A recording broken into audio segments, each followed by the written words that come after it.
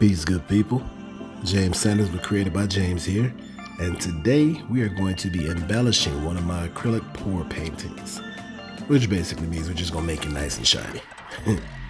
So, what you're observing right now is I'm ensuring that I'm spreading this resin nice and even across the painting. Tips for doing that and getting less streaks in your resin is actually to ensure that you are following both directions. As you'll see here, I'm going laterally across the painting first, just kind of spreading it evenly there and also making sure we cover the edges. And then I'll make a switch and go vertically. This helps to reduce those streaks, and it also helps to ensure a clearer coverage and fuller coverage of your acrylic pour painting. An additional note when it comes to your resin, make sure you follow the instructions on your packaging for your specific resin. The one that I'm using is 2 parts and it's a 1-to-1 ratio. Yours may not be the same. Some of the biggest errors that people make when it comes to using resin is not following the instructions. So make sure you take a read, know exactly what you're doing and exactly what yours calls for.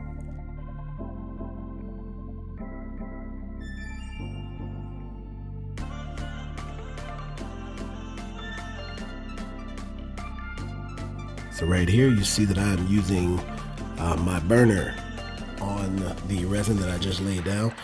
The reason I'm doing this is because I'm trying to get rid of all of those air bubbles. You will not get that nice clean glass-like finish if you are not stirring it for the proper time as specified by the instructions, and if you're not putting that heat on it, at least from my experience. Right now we're putting down a bit of gold foil flakes in. This is going to give us some depth and some texture. Now when you are putting this down, you kind of want to follow whatever pattern it was that you established previous to the completion of your pour. For me, I went into this pour knowing that I planned on embellishing it, and I focused on trying to get the lines to move in any direction that I could, which of course we know with acrylic paint and fluid art, it has a mind of its own. But what I did was I tried to establish a plan or a template of where I was going to cover once I did start to embellish, and that's what I did. So as you see here, I'm putting it on, I'm pretty specific, pretty clean, and following the lines. Good tip, this gold foil sticks to whatever it touches. So keep a set of tweezers near you. That way if you get a couple that go into a place that you don't want them to, you can simply grab them, move them, and put them back.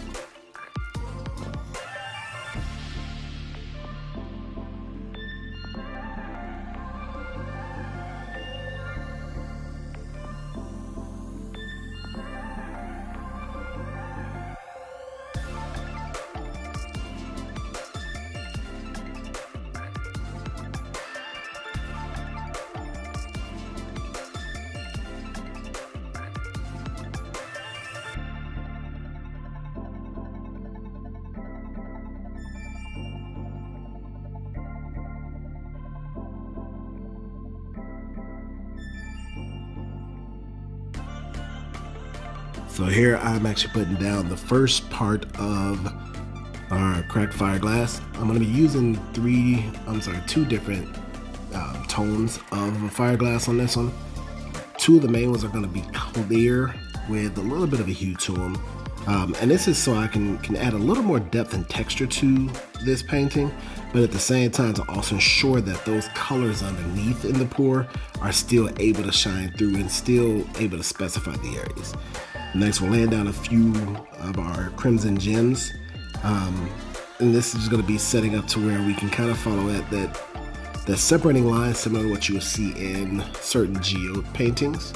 And on this one, I wanted to separate and establish that definitive space using these stones.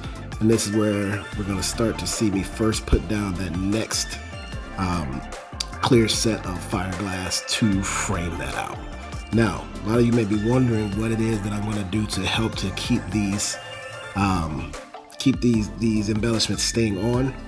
Don't need any glue when you're using your resin. Your resin acts as a hardener as well as a glue. It is going to keep everything in place as you need to, and you'll see how that happens once I finish laying everything down. So here again, we're just framing out different tones, trying to make sure we get even coverage and following that pattern, that template that I established at the onset when I first poured this painting.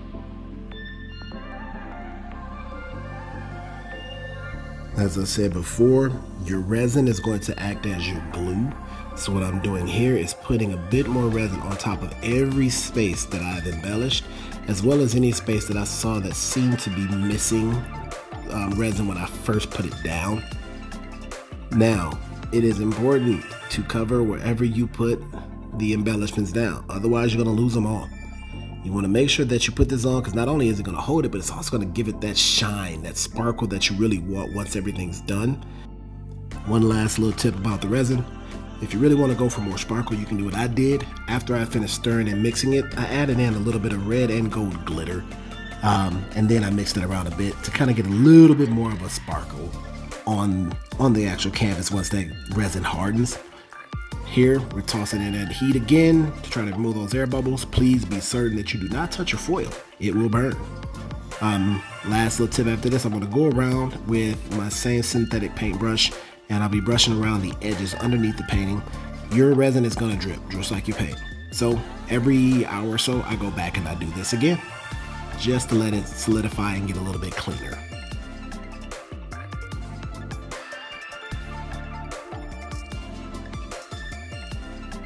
And here's what we ended up with. That's where you can see all of that sparkle, all that shine.